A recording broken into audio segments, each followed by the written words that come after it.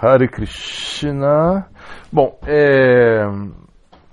Tattva Sandarbha, livro de Jiva Goswami, né? Os comentários de Satyanarayana Das Babaji Maharaj.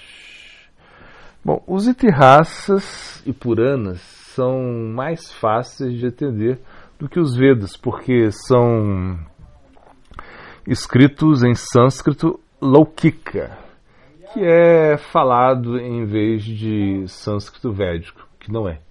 Além disso, os significados esotéricos dos Vedas são mais acessíveis nos Itihasas, né, e Puranas, porque essas obras são narradas em forma de história, aplicam-se ao estudo dos Itihasas e Puranas. Qualquer um pode lê-los. Mesmo o orador original dos Puranas, Suta Goswami, não era um Brahmana nascido duas vezes, né? Os Itihasas e Puranas transmitem as mesmas conclusões que os Vedas, e como eles vêm da mesma fonte chamada Bhagavan, eles também estão livres de 4 defeitos humanos, e qualificam-se como Shabda Pramana definitivo. Os Itihasas e Puranas devem, portanto, ser considerados tão confiáveis como os 4 Vedas. Mas, embora os Itihasas e Puranas sejam um com os Vedas, isso não significa que eles sejam literalmente idênticos a ele. Caso contrário, as palavras Itihasas e Puranas seriam simplesmente nomes para certas partes especiais dos Vedas. Os Vedas são escritos em sânscrito védico, que necessariamente envolve 3 acentos tonais diferentes, né? O Dhata, que é alto, Sarita, intermediário, e Anudata, baixo. Na língua védica, o significado de uma palavra pode ser alterado se o sotaque for alterado. Vemos um exemplo disso na história do demônio Vrita, que foi gerado pelo canto de um mantra, né? Indra Satru Vivardha Swa. Durante um sacrifício. Este demônio deveria matar Indra, mas durante o sacrifício os sacerdotes pronunciaram o mantra com sotaque errado. O resultado foi exatamente o oposto do que se pretendia. Indra matou Vritasura. Outra diferença significativa entre os 4 Vedas, os Itihasas e Puranas, é a sequência de palavras específicas, né? Nos Vedas a sequência é rigidamente fixada. Ninguém deve mudar sequer uma sílaba dos textos, que mantém seu arranjo primitivo de palavras desde o início da criação. Técnicas foram inventadas como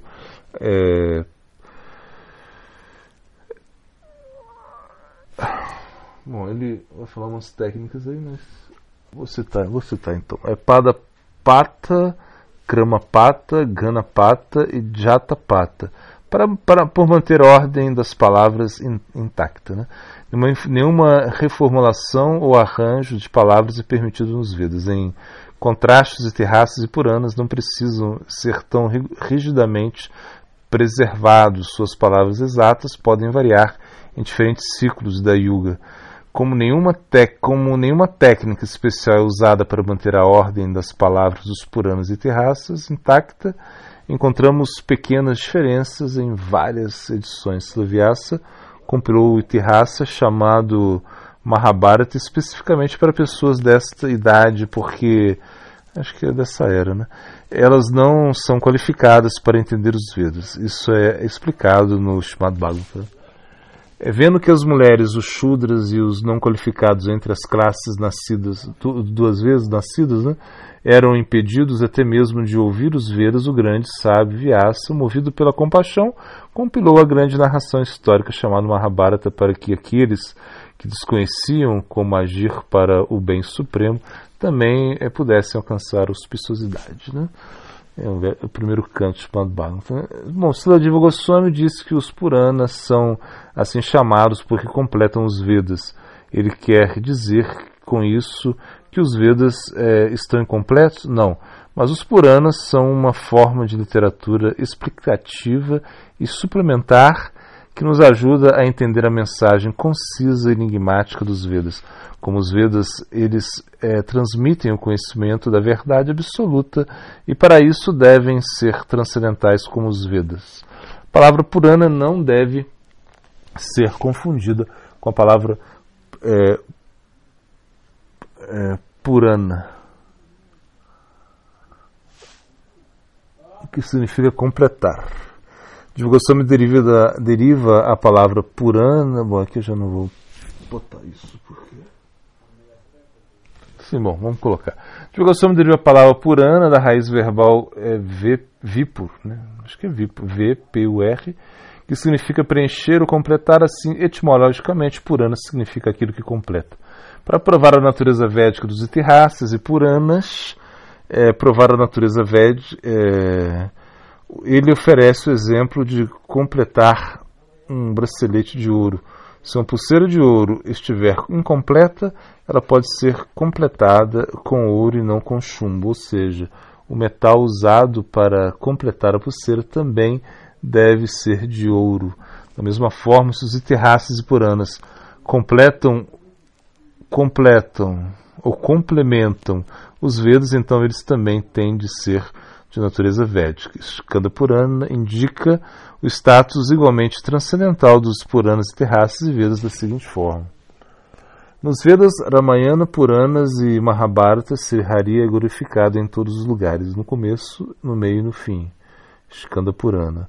Conclusão é que porque os Itihasas e Puranas emanam da mesma fonte que os quatro Vedas e delineiam a mesma verdade específica, eles são igualmente autoritários. A seguir, Jiva Goswami explica melhor como os Itihasas e Puranas não são inferiores aos Vedas. Itihasas e Puranas são védicos, portanto, Skanda Purana afirma: já há muito tempo, Brahma, o avô dos Devas, realizou penitências severas e, como resultado, os Vedas apareceram junto com 6 suplementos dos seus textos Pada e Krama. Então todo Purana emanou de sua boca, composto de som eterno e considerado consistindo de 1 bilhão de versos, é a personificação imutável e sagrada de todas as escrituras. Você deve saber que das várias divisões deste Purana, Brahma Purana é a primeira, Prabhasa Kanda, né?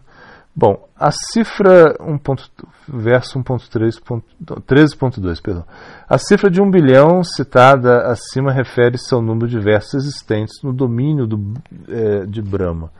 O terceiro canto, chamado Bhagavata, oferece uma descrição semelhante na passagem que começa com as palavras Brahma manifestou os 4 Vedas, Rig, Yajur, Sama e Atharva, e suas 4 bocas voltadas para o leste, sul, oeste e norte, respectivamente. Nessa passagem encontramos a declaração: então o Senhor Brahma, que tudo vê, produziu o 5º Veda, os Puranas, os Itihasas, de todas as suas bocas, chamado Bhagavatam, canto 3. A palavra Veda é aplicada diretamente aqui em referência a Itihasas e Purana. Ela verso 13.3. Ele ensinou os Vedas junto com o quinto de seu número, Mahabharata. Se os Itihasas e Puranas não fossem védicos, seria inapropriado para os versos anteriores incluí-los como o 5º Veda, uma vez que normalmente são contados juntos apenas itens do mesmo tipo. E outro lugar é dito: os Puranas são o 5º Veda, os Itihasas e Puranas são chamados 5º Veda. Ele ensinou os Vedas junto com o 5º de seu número, Mahabharata, né? Se os Itihasas e Puranas não fossem védicos, seria inapropriado para os versos anteriores incluí-los no 5º Veda, já que normalmente se contam juntos apenas itens do mesmo tipo. Além disso, Bhavishya Purana afirma: o 5º Veda, escrito por Sri Krishna Dwapayana Vyasa, chamado Mahabharata. Outra referência encontra no Chandogya Upanishad da escola Kautumiya do Shama Veda. Venerável Senhor, estudei o Rig, o Yajur, o Sama e a Atharva, e também os Itihasas e Puranas, que são o 5º Veda. Essas declarações refutam a objeção frequentemente levantada de que os Itihasas e Puranas, os quais no Brihadaranyaka Upanishad são ditos emanar da respiração do Senhor Supremo, então incluindo-os nos 4 Vedas e, portanto, não têm existência separada. A mesma distinção é expressa nas palavras. Brahma Purana é o primeiro dos Puranas que emanou da boca de Brahma, após ele ter apresentado os Vedas pela primeira vez. Skanda Purana para Basakanda. Comentário.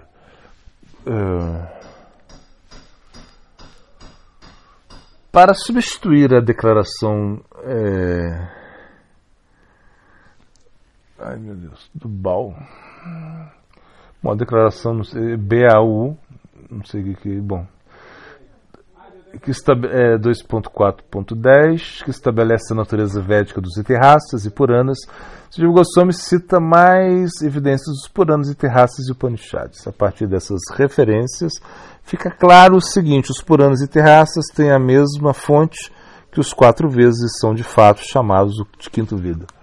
Jiva Goswami refere-se à objeção frequente de que os Itihasas e Puranas não podem ser chamados de quinto Veda porque são parte dos 4 Vedas. Seguidores da escola Mimamsaka afirmam que as palavras Itihasa e Purana referem-se a passagens históricas e não a obras separadas. Exemplos de declarações do Shruti, às vezes consideradas purânicas, são aquele de quem esses seres nascem, né?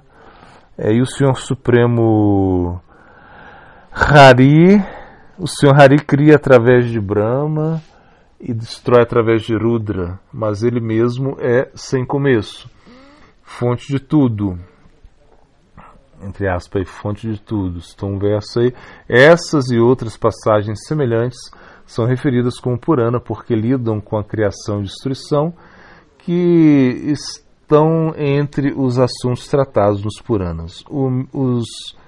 Os Mimamsakas argumentam ainda que, ao longo de um imenso período de tempo, muitas dessas porções purânicas originais dos Vedas foram perdidas e aquelas que permanecem tornaram-se difíceis de entender.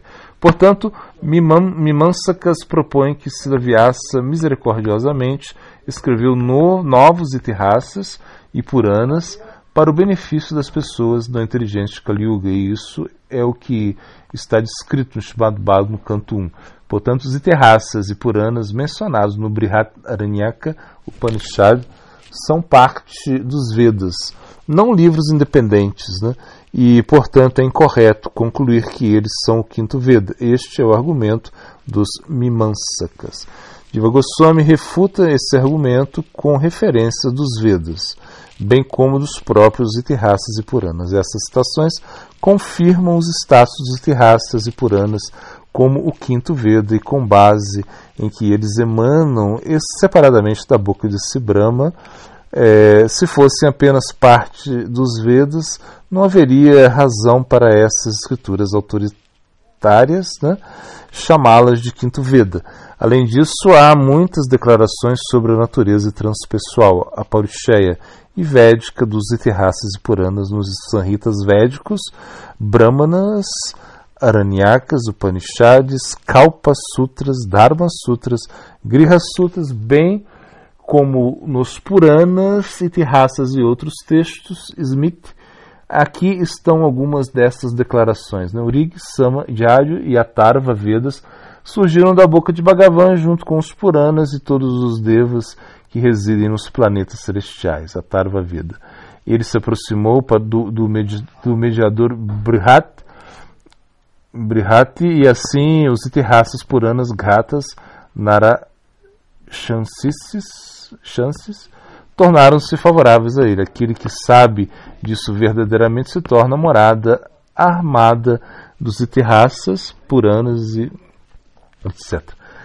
Desta forma, todos os Vedas foram manifestados juntamente com as Kalpas,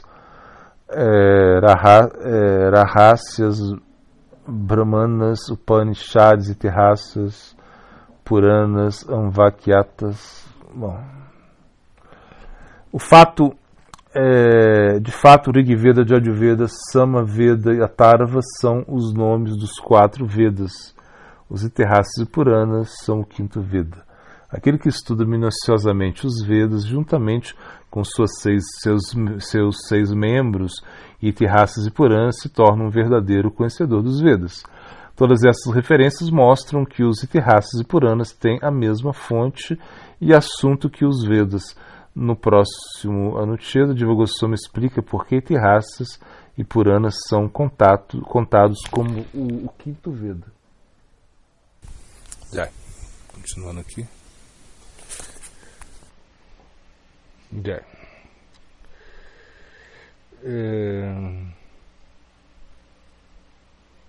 Então, Siddhanta, né? Quando Diksha se estabelece com um Sambandha Gyana apropriado, e quando você consegue realizar esse Sambandha Gyana, então você conseguiu a perfeição da prática. Quando se completa o Sthai Bhava, esses estágios de Sneha, Pranaya, Manas, Bhava, Nuraga, enfim, quando se completa isso, quando há Swarupa Siddhi, a pessoa vai para o Vastu Siddhi, que é uma evolução. Quando o devoto conseguiu seu Sthai Bhava, ele já nasceu no Prakrita Lila. Ali ele vai desenvolver essa Sthai Bhava dele, Sneha, Nuraga, Pranaya, Bhava, Mahabhava, enfim, tudo isso ele vai desenvolver mesmo estando no Prakrita Lila.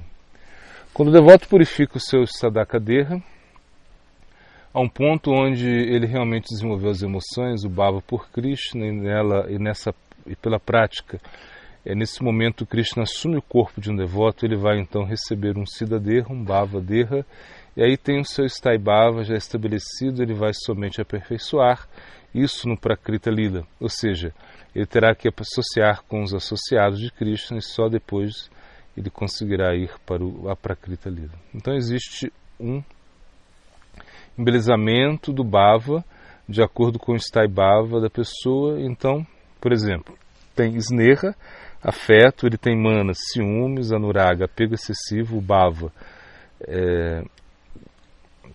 o Mahabhava, o Pranaya, que é o amor. Tudo isso vai sendo desenvolvido no Prakrita Lila de Krishna.